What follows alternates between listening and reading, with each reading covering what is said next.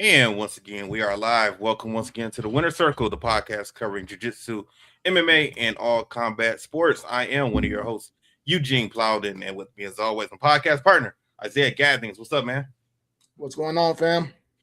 If this is your first time with us, I want you to know we are members of the Martial Arts InterNetwork. And on Mondays, you got the Winner Circle with myself and Isaiah Gathings. Tuesdays, the Inside Scoop with Alex and Jeff. Wednesdays, you can get the traditional way with Brett Shumway. And Thursdays, it's Fists, Kicks, and Flicks with myself and Joe Hartley. For more information, you can check us out on all of our social media platforms. Just look for the Martial Arts InterNetwork on Facebook, Twitter, Instagram, YouTube, and Patreon. Zeke, it's showtime. What's up, man? What's up, man? Stand warm and snow free down here in Vegas. So I'm happy, baby. Living the life. I'm happy. What's the weather like there? It's about 55 right now. Obviously it's a little bit after 6 p.m. my time, but I think the high today was like 67, something like that. Okay. So yeah. Okay. I have no idea what the high here in Detroit was today. I didn't go outside. It's been snowing all day. So I heard that you got people on the Midwest and East Coast getting as much as like 14 inches, man. The last I checked, we had 5 inches down in Detroit, but it's been consistently snowing. It's been snowing like every other day. So, a couple of days ago we got like 3 or 4 inches, and a couple of days before that we got a couple inches. So it's just consistently snowing, man. It is. It is. I'll be there in a few days, so I won't be laughing too hard because I got to come down there in a few days. So Yeah, for the Gorham's tournament, right? Yeah, I'll be here for that. Okay, yeah. All right. You bringing students? You fighting? Your son fighting or anything like that? No. I'll be bringing some students. I won't be competing, and my son's getting ready for March. He'll be competing, and so. Yeah. Okay. Wait. What's going on in March? What you said? The WMAC Nationals. Oh, okay. Yeah, all right. So he's getting ready for that. Yeah. Okay. I'm not sure I'm going to have students at the Gorham's tournament. I've been talking about it, but my main fighters that I have, they've gotten a little bit older, so they're into a lot of other different activities. I do have 3 other students who normally go, and they weren't sure if they were going. And then I had some little kids who normally go to tournaments, but with the weather being the way it has the last couple of weeks, they've been inconsistent. So I'm not sure how many students I'm going to have for the Gorham's tournament. So. Yeah, I have probably about 300 belts and probably like 3 black belts. So I have probably about six or seven people. Okay, that's not bad. Yeah. All right. So how was your week, man? It was good, man. It was good. No complaints, man. Blessed. So good. All right, let's get into it. So jump into it. Yeah, man. Because we're gonna try and keep this at an hour for my brother, so he doesn't have any attacks or anything like that. Well, let's go. Let's do it. All right. So the first question. Last week, you and I were talking, and you have a particular stance on the non-title 5-round fights. You said you got some opinions, you got some thoughts on it. So when it comes to MMA and UFC, so let's talk about that, man. So we'll talk about this definitely ahead of the UFC results yesterday. So I'm glad that we kind of discussed this last week and was able to rehash on this week. I do have strong thoughts about it. For one, I think it's crazy. I don't think that it's right to be able to put a fighter through that kind of strain, and they not be able to receive the benefits of it. Of a 5-round fighter and what that normally stands for. Just because I'm trying to be able to appease the promotion, put on a better show for the fans, please Dana White or whomever else, I think it's crazy. In boxing, if you're fighting 12 rounds, it's because it's a title. Those last 2 rounds are known as the championship rounds, period. That's what 11 and 12 is for. If you're not fighting for a title, under no circumstances, because somebody backs out, because somebody drops out or something happens, and you need a main event, do someone step up and fight 12 rounds and then they don't get a title? Number one, that's a part of the allure, the appeal of it. Okay, you're fighting for a championship fight, so you get those 2 extra rounds. So it's kind of like a bonus for that individual, something to look forward to. But also, that's a lot of punishment on the body Mm-hmm. for a person who is a 3 round fighter to be able to have to get out there and then be able to produce 2 extra rounds just to be able to appease a fan base and, like I said, save a card. Something like this happened to us before several years ago. MMA was still a disarray in Michigan. I had a guy who, one of my heavyweight fighters, Aaron Ware. We were told that it was supposed to be a 3 round fight. And then in the cage, the promoter came, who I won't say the person's name because he's very famous in Michigan. He says, "Oh, it's going to have to be a 5 round fight because the state mandated for it to be a professional card, a pro-am card, that you had to have so many rounds listed for heavyweight. So there had to be a certain number of rounds that was on the card. Now, whether or not those fights actually went that number of rounds wasn't important. It had to be a certain number of rounds scheduled. And because one of the fights had backed out or something had ended up happening, or somebody had got hurt or sick, it changed the card. So he's like, we need 2 more rounds, so I'm going to throw it on you. So we're looking like, what? Like, we're in the cage, and you're telling us that. These are heavyweights, as it is. You know what I mean? Man, they ready to get to the end of the 3rd round. I can barely get to the end of the 3rd, and you throw 2 more rounds. And now, thank God, my guy was able to put him out, put the guy away. So it never got to that point. But just to ask someone to be able to do 2 additional rounds just for the sake of saving the card of the promotion, and I don't get any type of title or anything because of that, that makes no sense because I happen to be the last fight. That doesn't make any sense. Now, when this happened to your fighter, did you guys get some type of kickback or something for saving the day? No, nothing. Nothing. Yeah. Okay. And again, we were told in the cage. Now these guys That's what I'm saying. They're told in advance, but sometimes not a lot in advance. Like if somebody misses weight for the UFC, and I know we're getting ready to get into that, so that'll probably segue into the next thing that we talked about as well last week. But if somebody misses weight or they have to pull off a card because of an illness or injury at the weigh-ins that night before, or if something happens the day of the fight, they then bump somebody up to a main event spot. But the thing is that if they're not fighting for a title, then it's like I have to fight 2 extra rounds. So even though you got more notice than being inside the cage and knowing about it, you still didn't get enough notice to be able to necessarily prepare. Like you didn't know 2 months out, like that's a big difference. Ask somebody to add on another 10 minutes, another 10 minutes of combat fighting, grappling, wrestling, elbow, knees, just out of nowhere. You know what? You guys want to be the main event? I don't care about being the main event. So, yes, it's an additional boost. So when they do get that main event spot, they do get paid extra money. Got it. So they're getting something out of it.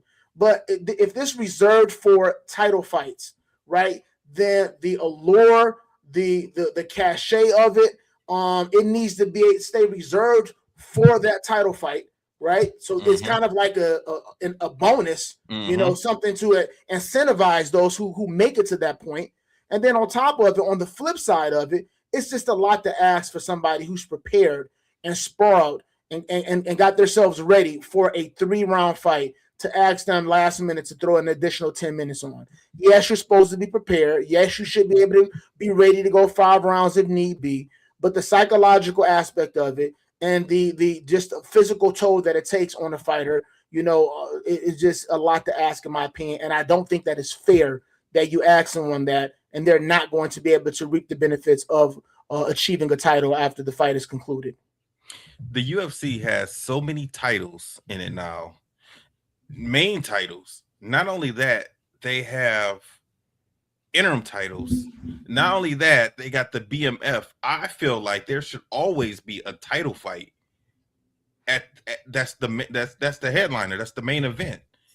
I don't see why that's not the case. Like there shouldn't be a situation where you have, unless you talk about the fight nights. The fight nights I get. The tough finales I get, but a main card, something that's on Paramount Plus. No, it should always be a title fight in my opinion. What do you think? the way that you combat against that, in my opinion, is you stack the card where there's multiple people fighting for titles at a time. Mm-hmm. This way, there will always be a title fight. So if I've got 3 people fighting for titles or 2 people fighting for titles, if I lose a fight, then I have the opportunity to be able to just bump that next person up to a title spot and then bump somebody else up to a co-main event, which also shouldn't have to be 5 rounds. I don't think the co-main events have to be 5 rounds, just the main event. No. Yeah. For 3 rounds. Right. So this will solve that problem by itself. Stop being economical, you know what I mean? And just go ahead and make sure that you have at least 2 title fights scheduled for each card because of what it is that you just articulated. But to answer your question of what I think, if I'm paying money to order or watch this, there should definitely be, a title fight. Something should be on the line. And with a created title like the BMF, like you said, interim titles, and then all the other titles that they have. How many titles do they have right now? About 9 titles. Yeah, so you have the bantamweight, the flyweight, the featherweight, the lightweight, the welterweight, the middleweight, the light heavyweight, the heavyweight, and then the BMF. That's 9. But you didn't even talk about the girls. Oh, I'm sorry. Thank you. So that's 9, and then you probably add another 8 to that when you add the women's divisions in there. Well, 7, because 7. So you're talking about 16 titles. Yeah. So there in 12 months. There should at least be one that's headlining. Every one of these. So if you put 2 on each card, then halfway through the year, then all of the titles would have been defended, and then it'll be time for another cycle. By that point in time, for them to fight again. Yeah. So then you should have 2 on each card. Right, and then the interim titles also. Somebody's hurt. The light heavyweight champion is hurt. He can't fight for a while, or he gets hurt in camp. Then that's when you have those interim titles that you could put in, especially if it's an injury where somebody's going to be out for 6 months to a year or something like that, a gruesome injury. Then you definitely need to slide the interim titles in at that point. So I don't understand why they even need to have that. And like I said, unless it's going to be for the fight nights or those specialty cards they do. They'll every now and then they'll have I think like UFC Las Vegas or whatever, and that's the card. UFC in Las Vegas 10 or whatever. Yeah, the fight nights. The fight nights, I get it. Like, we don't have to have a title fight for the fight nights. You know what I mean? That can be reserved for pay-per-views, or right now we're doing the Paramount Plus where people have paid subscriptions. That's fine. But there should be something on the line anytime that somebody's paying and there's money attached to it for sure. We touched on this last week. The fighters on standby for replacement. If somebody gets hurt, of course, they always have some standbys. Do those standbys even fight? Do they fight if no one gets hurt? Do they end up fighting in the prelims or anything like that? So they don't have standbys. That was an idea that you kind of brought up last week, and you were talking about. You think that they probably should explore that. And the reason that this came up is because I said this week I wanted to discuss the fact that I think something needs to be done when these on these main cards when the main events and or the co-main events pull out. I think something needs to be done. I do drive Uber, every so often while I'm here. Just it's something that I can do to make some extra money. I can regulate my schedule, so I will drive Uber every now and again. Meet some fascinating people. So I gave a ride to some guys who were going to the fight that was just on just yesterday. I gave a ride to them, I think, on Friday. And I was talking to them, and I was unaware that I guess somebody had passed out on the scale. Yeah, I saw that. And then a fighter got pulled. I didn't see that because I was driving during that time. And then on top of it, so you've lost that fight. Then you've lost the Nunes fight. And then you lost the Rose supposed to be fighting. Who was she supposed to be fighting originally? Was it Valentina? Who was she supposed to be fighting originally? Hold on, let me see if it's in that.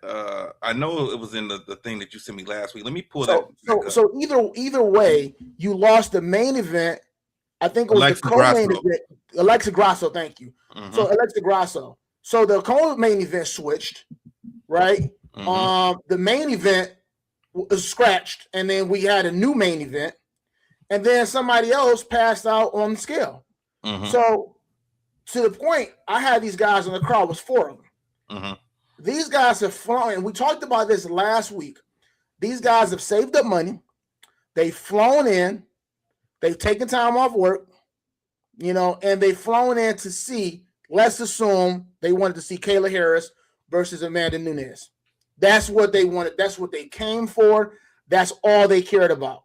That's what you are billing as the main event. You started billing it a while ago, and then not just billing it, you started selling tickets for it. Tickets are now open for it, and the tickets just started flying. Boom, boom, boom, boom, boom, boom. 2 or 3 months ago for this event.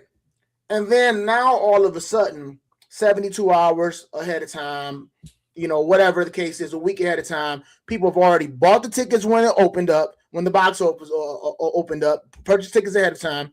People purchased tickets later. They purchased airfare, rental car, hotel, took the PTO off of work, spent $2,000-$3,000 for money for whatever else, went shopping, all of this stuff. They get down here, and then all of a sudden, you know what? I don't feel well. My stomach hurts. I don't feel well. I'm gonna have to pull out. Can we reschedule? Oh, this person hurt themselves during training. And these injuries do happen. Having worked with a lot of these high-level athletes or been in their presence the week of fight and during fight camps, these things do legitimately happen. I get it. You can't avoid that. You can't prevent that. But what about the fans? What about the people who ordered Paramount when they found out that the Paramount was going to be switching so they can see the Amanda Nunes fight, or they wanted to see Rose fight Grasso, or whatever the case is? What about those people? What compensation do they get? They don't get an apology. They don't get a credit for the next one. Now, I know we're not doing pay-per-views anymore, because we got the Paramount. But there's no credit. It was never like, okay, if you purchase this pay-per-view, when they were doing pay-per-views just last year, there was not, well, if you purchase this and somebody backed out, we're going to give you a credit to the next pay-per-view. You don't have to pay for that, or half off, because it's still a great card. The level of arrogance to whereas the card is so good to where you can just watch somebody else, and then we're not going to issue an apology. There is no type of disclaimer. Like, if these people don't fight, then, it is what it is. You're going to have to enjoy whoever else is fighting in the card. There's none of that. It doesn't even get addressed. It's like, oh, well, I was just sorry about your luck. And that's it. They have to do something better to accommodate the fans. I don't think that is right. There was a big, uprising of people complaining as relates to the NBA when they started resting players. I don't know if you remember that. About yeah. There was they call it they call it resting low players. management. Low management. Low management. Right. Thank you. I couldn't think of it. The low management. 2 years ago, LeBron just doesn't feel like playing. You know what I mean? Steph, he's tired. You know what I mean? Harden. What's the guy who always out? Kawhi Leonard. You know what I mean? I didn't notice that you're live. I click. Mike always got something. Always ranting, man. I'm always ranting. This is nonsense, man. Yeah. So this is low management, man. And the fans complain because these people were taking off of work. They were going to the game. This is your son or your daughter's first game. You know what I mean? And they want to go to the game. They want to see LeBron James play. They want to see James Harden play. They want to see, Anthony Davis play. And then all of a sudden, they're in full clothes, just sitting on the bench. There was a gigantic complaint about this at some point in time, and it just turned into a big uproar. I believe that when fighters have to pull out, it's the same kind of sentiment, even though these people may be injured. What do the fans get out of this? How does this benefit the fan base? What kind of compensation do they get or do they receive? That's my biggest thing. So I think that something needs to be done. You kind of touched on having alternates, and I think that might be a direction they may need to consider. The only problem with the alternates is if you and I are going to fight each other, and let's say that if I can't fight, Trav steps in for me. If you can't fight, Ski steps in for you. That means that we are now training and preparing for not just one other person, but 2 people now. Because if you get hurt and I can't fight you, then I need to also have, be preparing for Ski also. Otherwise, this could be a bad day because all he's doing is preparing for me. So at what point in time, like it's almost like the alternates might need to fight each other. If you and we don't step out, if we don't bow out or can't fight, then the alternates should fight. Now, do they fight on the main card or do they fight in the prelims? I would think something like that. They will probably should headline the prelims. What do you think about that? So basically, if I understand what you're saying correctly, you have whatever fight that's supposed to be scheduled, but in the event that does not transpire because somebody gets injured or has to pull out, then that fight is scrapped, and then the two alternates are going to fight, your alternate and my alternate, for example, and that is billed and headlined. So that is understood when you are purchasing a ticket that if this fight does not transpire, this will be the fight that happens in its place. I like that idea because that is for transparency. So but not only that, I mean, you can do it that way.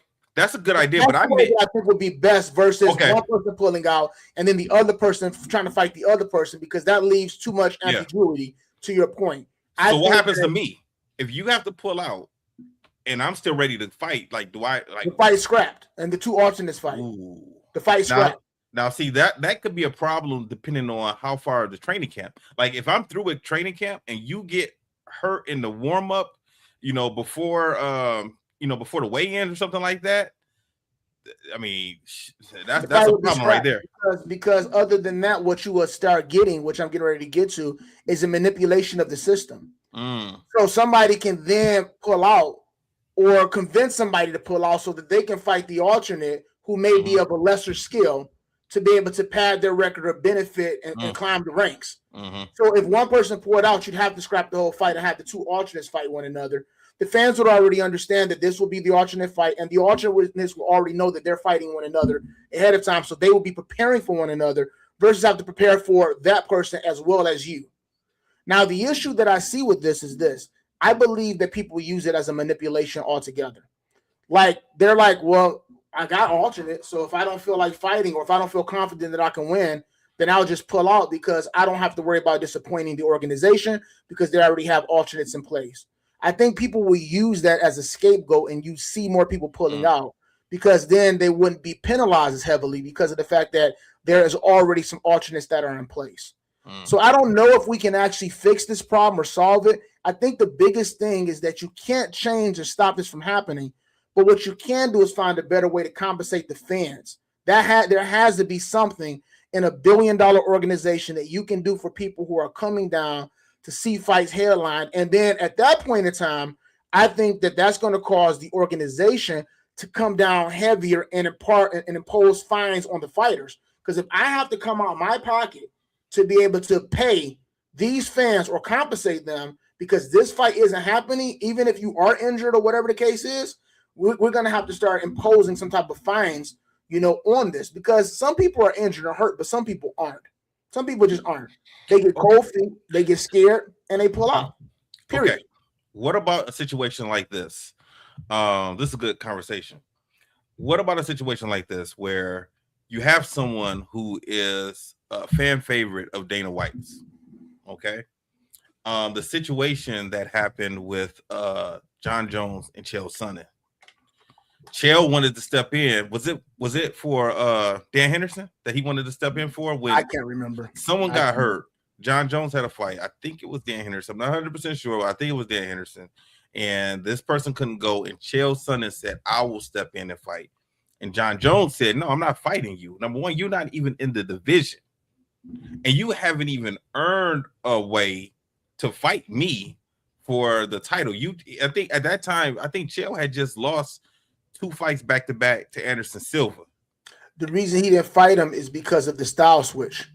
He didn't fight him because of the fact that Dan Henderson or whomever that was a striker, and Chael was a wrestler. And his camp was centered around preparing to deal with a striker. And that's what wound up happening. So he backed out because he was like, I don't want to take a risk because it's a total style switch. Yeah, but also I mean that could be his main reason, but verbally he said that Chael hadn't earned it. Okay.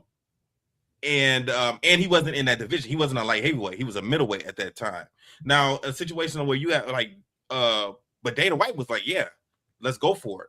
Dana White got mad at John Jones for that and said, he turned the whole UFC pretty much against him, because supposedly fighters are supposed to fight. And, if it's a fight in front of you, you're supposed to take it, especially if you're the champion. And he ended up canceling the whole card because of that and blaming John Jones for that. Remember that? Like, it wasn't like how it is now where the card was still going on. He canceled the whole card and blamed it on John Jones and told all of those fighters that you guys aren't getting paid now because of John Jones.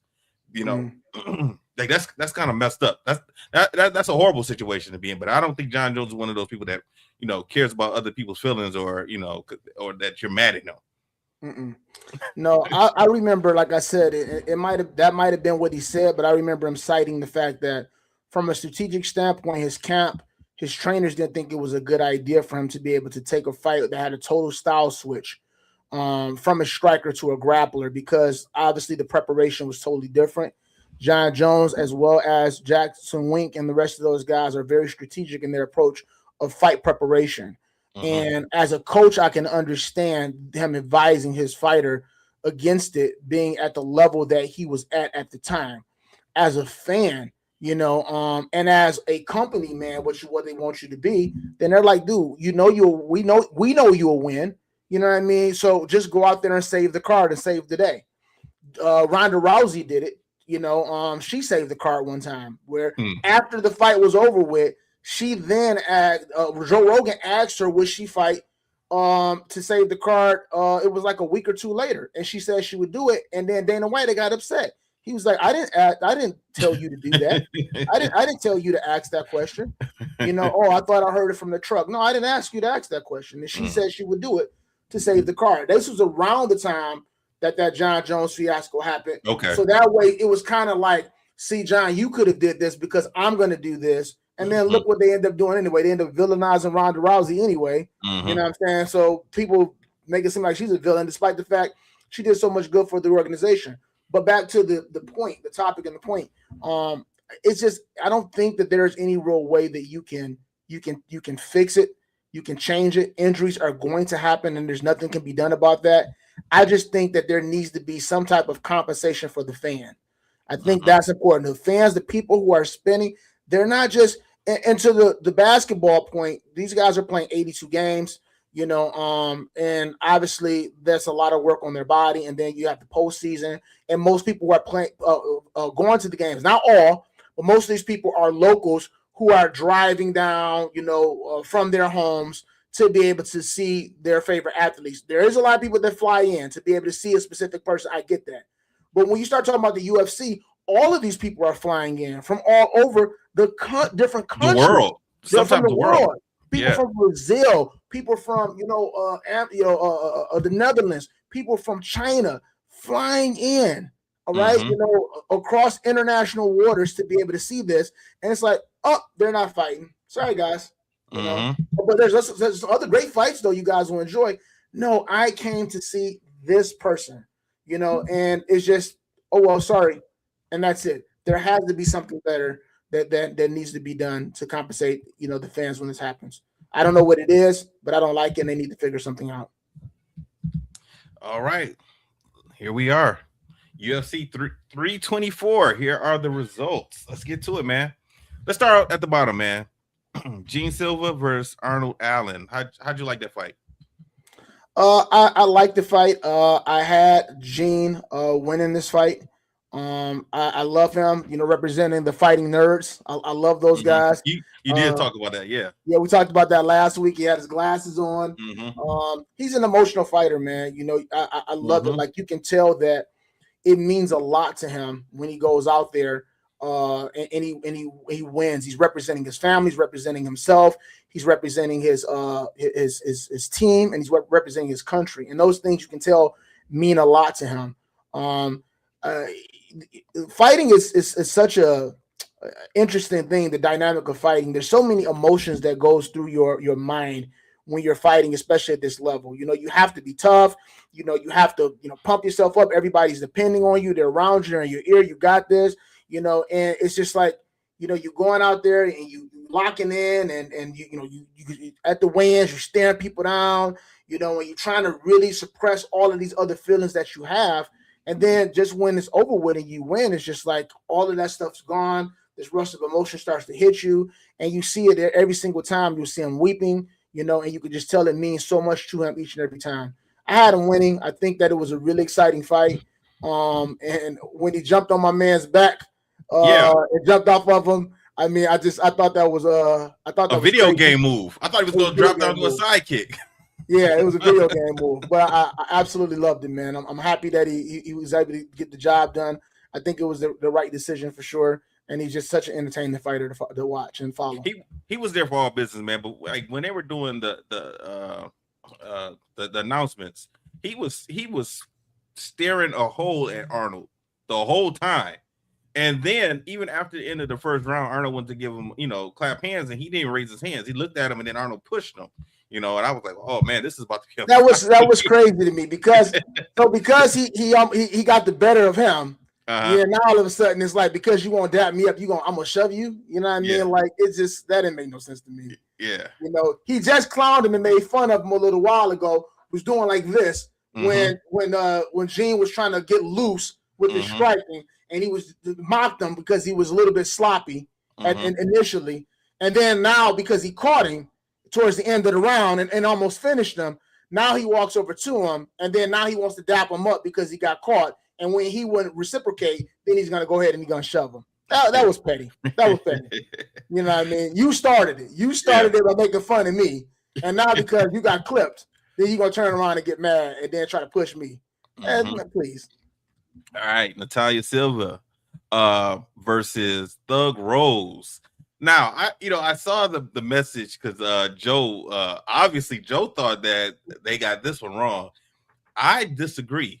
I thought they kind of had this call right, man. I think Silva. I think she won the first round. The second could have went to me. It could have went either way because Thug Rose got her on the ground, but she didn't do much when they were on the ground in that second round. And then I felt like Silva was hitting her whenever she won, especially with those side kicks, those turning side kicks. It looked like one of them was almost like a lunging side kick, almost that she hit her like in the chest. So I definitely thought Silva won that fight. What about you? So I couldn't remember who Silva was until I saw her, and then I was like, "Oh yeah, I remember her." Like just looking at the fight card, I couldn't remember who it was when they switched the fight. I said last week I wasn't a fan of Rose. Haven't been in some time since she got with her husband. Pat's been taking over her training and working with her, and she's still with Trevor. So that's good. I don't really like their approach. I mean, I liked her initially because she was jiu-jitsu heavy, and her husband, who is a phenomenal striker, turned into a striker. I thought that was a mistake. Rose never grapples anymore. Her wrestling and grappling is diminished. It seemed like she had a hard time getting her down. She was trying to get Silva down on the ground, and one time I think Silva reversed it and took her down. All of Rose's early wins were by submission. You know what I mean? And then once she started really focusing in with Trevor and with her husband, then she just turned to a striker, and her wrestling and her submissions are almost non-existent. Like she's looks like a totally different fighter. So, like I said last week, I'm not a fan of her.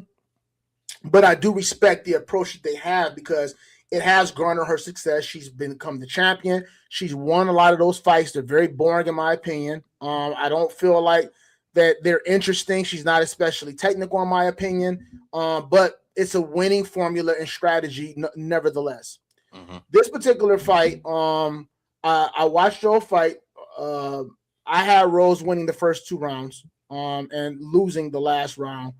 I ordered some food. The food came, and I ran downstairs to grab the food. And then when I came upstairs, I missed the decision. And then I went on Facebook, and I saw people going crazy about how Silva won. And I couldn't believe it. I'm like, this was pretty much in the bag. Now I don't think that Rose should have took her foot off the pedal. I don't know if she did it because she was exhausted or because she thought that she had won. So I didn't see her reaction or anybody's reaction to the announcement because I was getting food, preparing to stuff my face, and I missed it, which I was pissed about. But no, I definitely think that Rose won the first 2 rounds. I need you guys to understand something. I need people to quit saying this.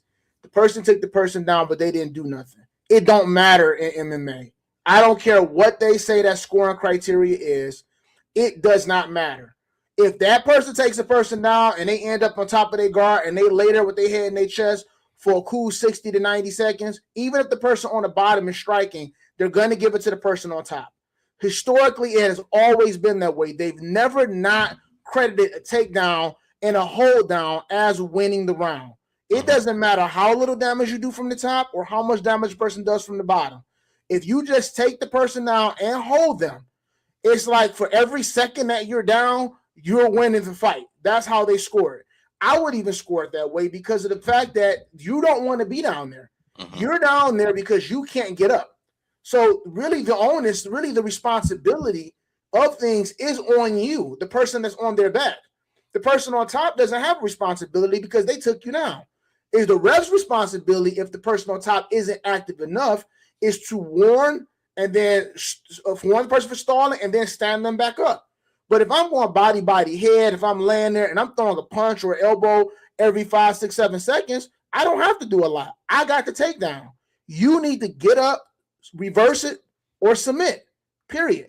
So a takedown and hold down is, although it's not interesting, although she didn't do a lot with it, although she didn't hold it on her for the entire time, it should have been enough to secure the round based on how judges classically always judge. Yeah, I think the second round did go to Rose, but I think what people are kind of split on, I guess it's the first round.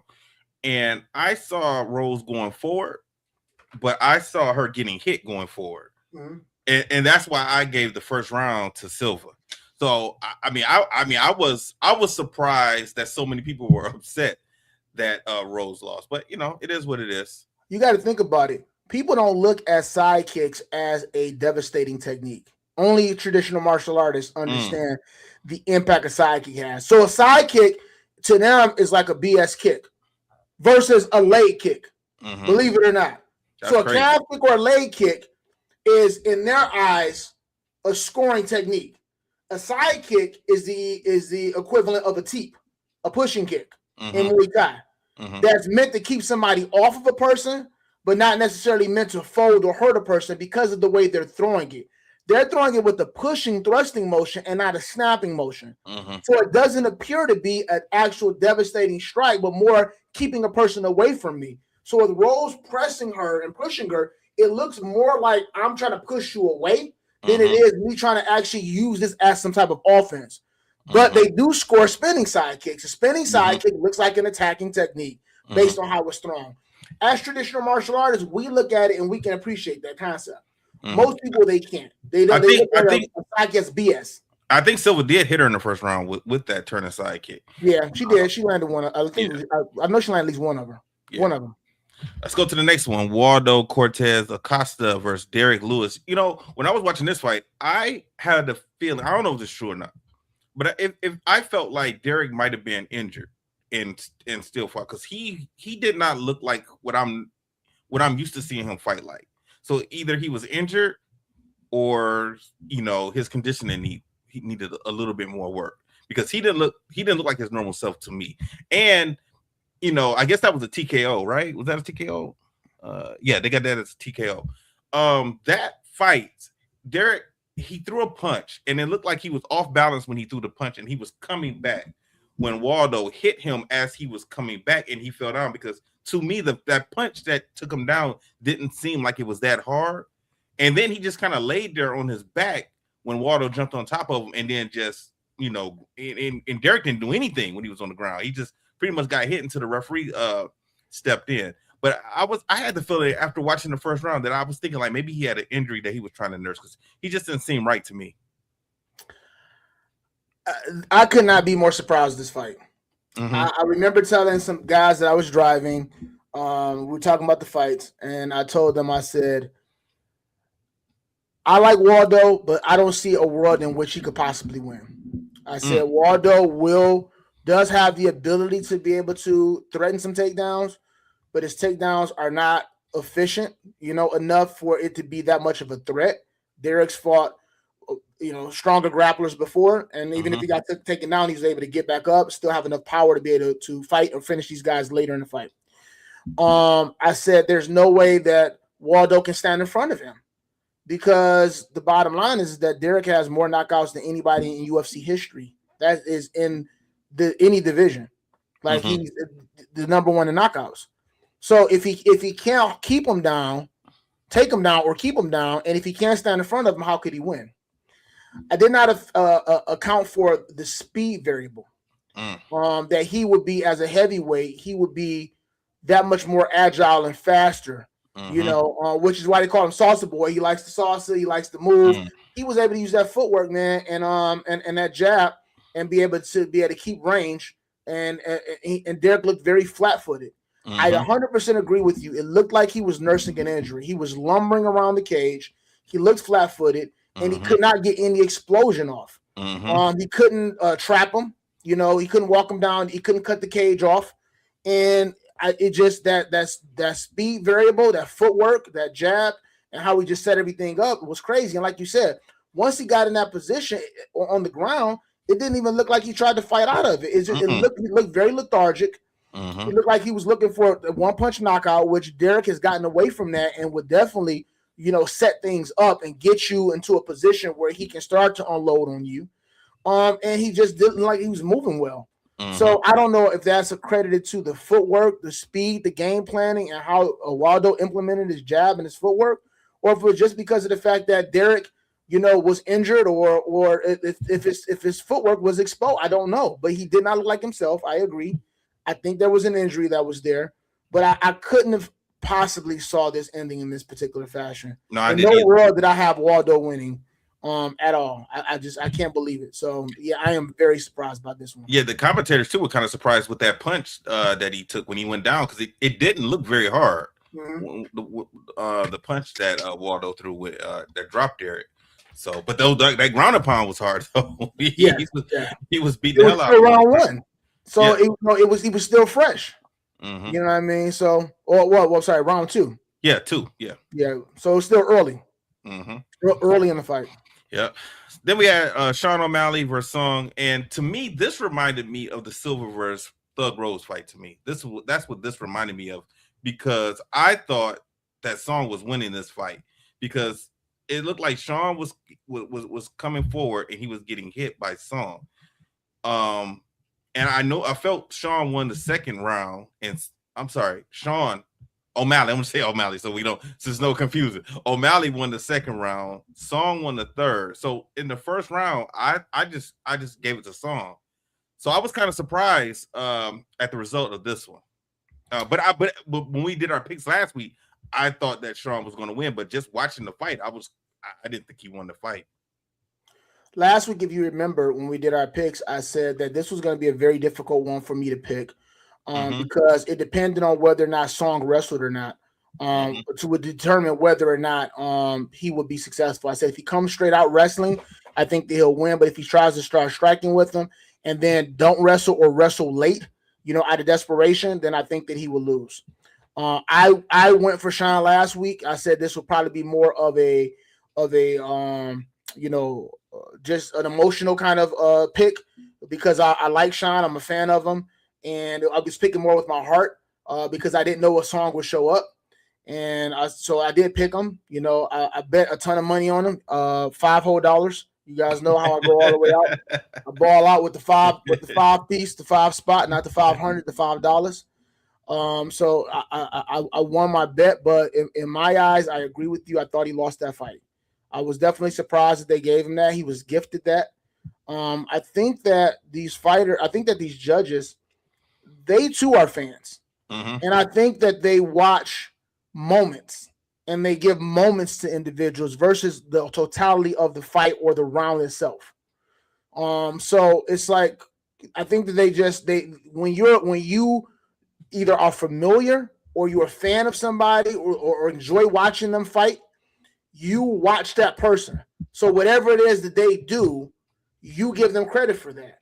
Imagine judging at a tournament, right? At a sport karate tournament, and you're looking just at your brother. So your brother's, every time he's throwing something, you're calling it, but he's fighting somebody. So that side kick that got in, that check reverse punch that got in, You're not calling it because you're only looking to see when your brother scores. Right? I think that sometimes judges become enamored with fighters and they kind of start to judge like this, either from a fan standpoint or from a standpoint where they're watching moments in the fight. Oh, he hit him really hard that time. He rocked him. He rocked him, but did he win the whole round? Like what? So I am with you. I was surprised by that decision. And I definitely think Deshaun was gifted that for sure. All I right. thought Strong had him. And then the last fight for the interim lightweight title, we had Justin Gaethje against Paddy Pimblett. I mean, Justin's gonna bang, and it was a good fight, but Paddy didn't look right to me, and I'm wondering if he cut too much weight because he looked slow, and honestly, he looked like he was one hit away from getting knocked out. Honestly, the whole fight to me, I thought that like any second he was out of there. And I know that he walks around at a heavy weight. And he cuts down a lot to get down to lightweight. And I was wondering if he cut too much weight this time.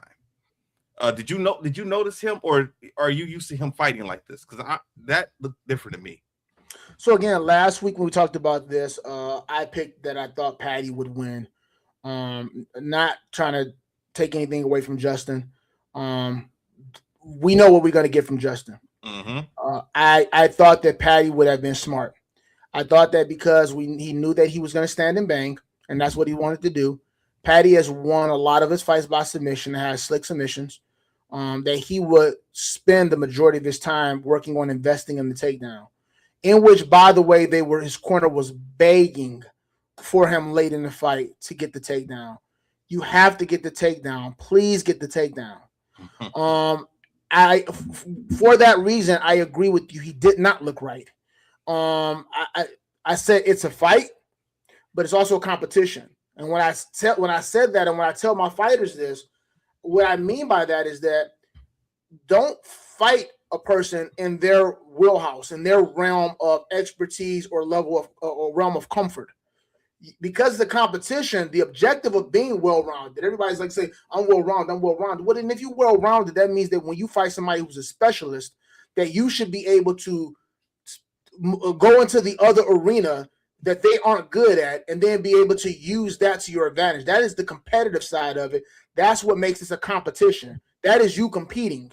So the purpose of you doing all of these different disciplines is so that way you can actually switch those disciplines in the middle of a fight to be able to get a person in a position to where they're not comfortable, but you're comfortable operating. So I said that I didn't think that Paddy would be stupid enough to stand in front of him and bang. I thought he would use his striking to be able to distract Justin to pull him in to a firefight, and then at that point change levels, get a takedown, and work on advancing and getting his back or getting some type of submission position and forcing Justin to fight off submissions or find a way to work his way back to his feet and expend energy there. He did not do that. I don't know if he didn't do it because he couldn't do it, or because that wasn't a part of the game plan. Honestly, it looked like he was compromised, so he wasn't in a position to do it. So he worked with what he had, which was standing in front of him, moving around, and just kind of like trying to, like you said, survive, because in several of those occasions, like he was one punch away from getting knocked out, as you stated. I don't know if he was injured and he couldn't get the takedown, but it's clear that from his corner's perspective, it had to be at some point, even if not early on in the fight, at some point it had to be a part of the game plan, because they were actually calling for it and begging for it as the fight went on. So he did not look right to me. I thought he would win, but only if he would have wrestled. I did not anticipate on seeing him stand in front of him for 25 minutes. That made no sense to me. Did you notice that there wasn't a lot of wrestling or jiu-jitsu on the card? What's up with that, man? Everybody knows how Dana feels about it. And the bottom line is that you stand to win 2 bonuses more realistically by standing than you do grappling. Grapplers, think about this historically. And now that we're talking about it and I'm thinking about it, I can't think of a time that somebody won submission of the night and then also that they won fight of the night. Now, that's not to say that they couldn't have been banging and then the fight ended up going to the ground and somebody caught a guillotine. I'm quite sure or it has happened. But it ain't popped. I'm sure it's happened. Yeah. But it hasn't popped up in my mind. Yeah. But anytime that there's been firefights where people are standing in front of one another and they going toe to toe, no matter what the outcome might be, a person might potentially win fight of the night, knockout of the night and fight of the night. So what that means is that if you win fight of the night and somebody wins knockout of the night, you could have gotten knocked out. So me and you could be fighting. You could knock me clean out, right? Mm-hmm. So you get the 50K and then you get another 50K. And I get a 50K on top of what I got for getting knocked out because I was in an exciting fight, even though I got knocked out. So I got my show money and I got bonus money as well.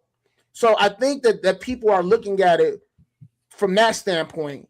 And I think that people are also looking at it like, if I lose, they will provide me some level of grace because I'm an exciting fighter and then people want to see me. So the UFC will give me additional chances, even if I have a losing record, as long as I go out here and then I put on exciting fights. That's the only thing I can make of it. All right. Well, let's do this now. We got another fight this weekend, man. We got UFC 325, the main event. Ooh, I didn't look at this card. Oh, yeah. Alexander Volkanovski against Diego Lopez. I saw the first fight that they did, and that was a good one. This is 325. Then we got Dan Hooker against Benoit. How do you say it? Saint-Denis. Yes. Something like that. Raphael Fiziev. Okay. Mauricio Rufy. And I don't know this name. Taito Vasa versus Towson Teixeira. Quaylen, I can't see it. I don't have my glasses. Quaylen Salkiel against versus Jamie Mullarkey. I can't believe this is a fight night. This is a free one. This is a good one. It's not a pay-per-view or no. It's this 325. So there's no more pay-per-views. I mean, I didn't mean pay-per-view. I'm sorry. Yeah, this is 325. Oh, I see now. Okay, I got you. Because I'm like, this is a good card for it to be. I think this is one of the Vegas one. I'm like, this is a good card for it to be one of those little, fight nights. No, I got you. I hope that Diego Lopez wins, and the only reason I hope he wins because I want to see a third fight. That main event is going to be a good fight because those two banged last time. That was a good fight. I enjoyed that fight, so I hope Diego wins. All right, so what's your picks, man? I'm going with Diego just because, like I said, I like both of these guys. I want to see them fight again, the third one. Other than that, I really don't know anyone else that is competing and fighting against each other. Dan Hooker, I think he's going to win. I watched the UFC Road to UFC 325. I think Dan can beat Benoit. The other three fights, I have no idea.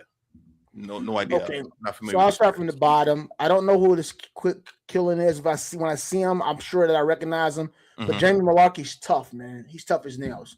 So I'm gonna go with Jamie on that one. He's tough. He's durable. Towson and Ty. Ty is the guy that drinks out of his shoe. So when he wins, he pours the beer and the liquor in his shoe, and he drinks out of his shoe. I'm sure you've seen him do that before. No, I have never seen. Well, yeah. If he wins, he's gonna drink out of his shoe. I'm sorry, not just out of his shoe. As he's walking back through the crowd, people take their shoes off and they pour beer in their shoe and hand it to him, and he drinks beer out of other people's funky shoes. You know what I mean? And it's his thing. It's show business, man. It's show business. Whatever you got to do, whatever it's going to take to get you attention and notice. He did it one time out of his own, and now he has to drink out of everybody else's funky shoes for the whole night. After he wins. Towson, I can't remember a lot about his style, but I know Ty is he's a striker. He's durable. He's tough. I want to see him drink out them shoes. So I'm going with Ty on that one. Okay. Mauricio Rufy is really good. And so is Raphael Fiziev. Super tough. That probably will be one of the ones that steal the show, believe it or not. That's going to be one of those dark horse matches that'll probably be one of the best, if not the best on there. I'm thinking. Okay. I'm going to go Raphael Fiziev on this one. Dan Hooker has been past his prime a long time ago, man. Like every time I see his name, I'm surprised. You know what I mean? Like, him and his boy Israel Adesanya, they had a nice little run for a minute, and they need to both sit down somewhere because it's about that time. Benoit's going to go ahead and get him out of here. Dan's getting chinny. You know what I mean? Chinny means that if you get knocked out, you had enough fights, you get knocked out once or twice, you become more susceptible to getting knocked out because it's like the quality of your chin starts to diminish and you can't take that level of impact anymore before getting knocked out again or dropped. So I'm going to go Benoit on that one. And the last one, this is going to be a great fight for sure. I'm going to go Volk. Big fan of Alexander Volk. I'm going to go Volk. I like the way he analyzes, he breaks things down. Diego's got a really aggressive pushing a pressure style. They both do though. He can mix things together. Well, Alexander, he can become he does, but he'll also try to be technical and analyze things, and he can start fighting defensively a lot too because he's trying to get reads, and he really starts opening up as the fight develops. If Diego gets a fast start, and all of those Mexican fighters, they come out the gate, they don't fool around. They put pressure early. If he can come out the gate early and get a couple rounds in the bank, or push him and keep Volk on his back foot to where he can't get those reads the way that he wants, then it's going to be a long night for him. He's going to have to make some adjustments earlier that he doesn't really want to make. He tends to as the rounds go, he makes those adjustments and modifications, and then he finishes strong towards the back stretch. So I think Diego's going to push him earlier, but I'm going to still go for Volk by decision. I think that he'll figure it out at some point in time, and he'll be able to get some rounds in the bank and win by decision. All right, so I look forward to talking about that. I guess we're going to be talking about that in 2 weeks because you'll be flying back next week, I'm assuming, right? Yep. All right. So definitely be flying back next week. So all right, we'll talk about that in 2. Let's move on to Professor's perspective. And you said you want me to play the audio, right? Yeah, go ahead and play the audio for this. Audio, I'm sorry, excuse me. Here we go. Throw a single jab, and to increase, obviously, your efficiency with it, you should double it up. Because whereas a person may block the first one, when they drop their hands and they get ready to, counter, then there's a second one coming. So we want to work on doubling our jab more. Some of us will respond with just getting accustomed to actually throwing the jab, but now I'm going to work on doubling it. So the combo we're going to work on, we're going to double that jab today. It's going to be 1, 1, 2, and I'm going to go to the body with the hook. I'm going to go with the hook to the body, and I'm going to uppercut with the same hand. Right? We use this number 5. We call it number 5. We've all our punches numbers. So this is number 5 punch for us. We said number 4 was the uppercut here. We use number 5 for this one, just because it translates a little bit faster with the brain. So we double the jab, double 1, 2, hook to the body, upstairs the uppercut, and then the kick off the rear leg. Right? Try to start or finish your combinations with kicks if you can. Try to start or finish your combinations with kicks. All right, and also notice we're changing levels with the strikes as well. We're not just head hunting and only punching at the face. All right, so double the jab here. All right, cross, hook to the body, uppercut up top, kick off the rear leg. Okay, last time, double that 1, 2, 3, 5, kick. All right, you're gonna do this 3 times, and then switch. Your partner will hold for you, and then they'll do it 3 times. You're gonna go back and forth like that. Okay.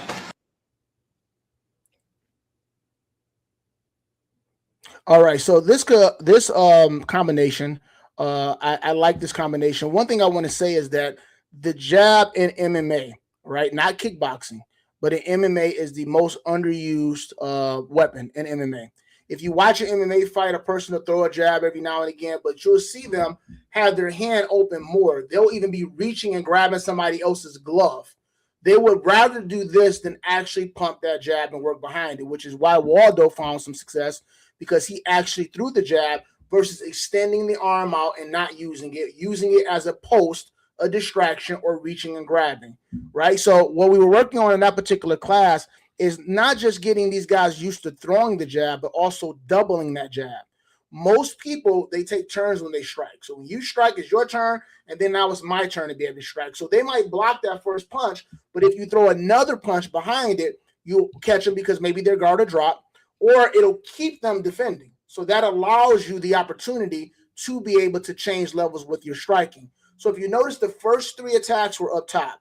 This is either to, once a person drops their guard, to be able to capitalize with that other jab cross. The first one was to get them to pick their hands up, and then the jab cross behind it, I'm landing. But even if I don't, and they keep their hands up for all 3 punches, their hands are now committed high because I've thrown 3 punches high. That gives me the opportunity to change levels in my striking and actually throw that punch to the body. Now, that resonates, that signal goes to the head. Oh, the body's open, it's exposed, and it gets the person to now drop the guard because they've been hit. And then now off that same hand, I get to split the defense, go up the center with the uppercut, and then finish with the kick. I always tell my fighters, and the reason why my guys find so much success in kickboxing and MMA, even and especially in continuous with sport karate tournaments, is because I always tell them to finish with the kick. And for whatever reason or another, their opponents never do. They never finish with the kick behind the combination. So that kick out, that finish with that kick, that is really what forces a person to stay honest. To be honest, it impedes a person's forward progress. And then also, oftentimes, a person tries to back away from the punches. So when you're throwing those punches and a person starts backing away, the leg's longer than an arm. So once that leg comes up, whereas they may be out of arm reach to be able to hit them, then you can actually capitalize by hitting them with that leg. And then again, with that kick. And then again, changing levels with striking is imperative. Just punching into somebody's defense, repeatedly punching to a particular area of the body makes it very easy for a person to defend. So by being able to start by establishing striking up top to be able to get a person to commit to blocking, and then changing levels, just that one punch down low, changing levels forces a person to now realize my body is open, it's exposed. As they make that adjustment, even if their arms are still here, splitting the defense with that uppercut, and then now changing levels again by coming with the kick off the floor is definitely going to keep a person off balance, off base, and increase your chances of being able to land some significant striking. That's just my perspective. Every time I've used combinations like this, I've always been able to break down people's defense for sure. All right, that was a good one, man. Good one. That's a good combination. I might have my kids doing that this week, man. They haven't been on the bags doing combinations, kickboxing combinations since December, beginning of December. They haven't had boxing or kickboxing classes, so I'll do that. I would try it. Body's the most underutilized target when it comes to MMA and MMA as well. Not kickboxing or boxing, but for MMA, people don't like to invest in the body. They'd rather invest in the legs and do a lot of head hunting. So that's another reason why we made sure that we work that as well. But great combination, no matter what you're doing it for. So definitely have them try it. All right. You got anything else? Any closing remarks? That's it. Stay warm and stay safe, please. You folks that's in these extreme weather temperatures and well, you're coming to join us. I'm coming to join you. So I'm done with the jokes. I've been clowning, talking junk for the longest, and now I'm actually scared. Yeah, right? You might mess around and get stuck here, man. You might mess around and get stuck here. I'm afraid now. So the chickens have come home to roost because I've been talking junk all this time, making fun of y'all. Now I have to deal with it. So did you see what happened at the airport Friday? Did somebody just drive through the airport? Yeah, somebody drove through the airport, drove through the Delta terminal in McNamara. He ran his car right through the front door. And somebody sent me a video today, and it took me a while to look to see if it was AI or not. No. And then I looked it up, and I was like, "Oh, that happened for real?" Yeah, that happened for real. But I don't understand how he was able. He must have been in that far lane, sped up and turned his car. Oh man, I was like my mic over. Turned his car and ran in because you don't have a lot of room right there. Like there's normally cars, especially on a Friday night. There's normally cars all lined up right there. So him being able to run his car in, and I would think there will be some of those small poles right there to prevent somebody from running their car. But that wasn't passenger pickup though. That's not passenger pickup. That's where, because there was a counter there. There was a Delta counter. Mm-hmm. That means that was the ticketing. Mm-hmm. So he had to be where the ticketing is at. Mm-hmm. Yeah. So yeah, there's no barriers there. Oh, okay. You see what I'm saying? Because think about when you drop them off at the airport for them to fly out. If you drop them off at the airport, you pull up, and then they get out the car. You know, they give them their hugs or whatever, and then they go right in through those double doors. Yeah. And then they're able to go to ticketing. There's no barriers there. I just assumed that there were. Not now there isn't, but there will be. I guarantee you that. Yeah, probably will. Yeah. Well, all right, man. Have a safe trip and come on home.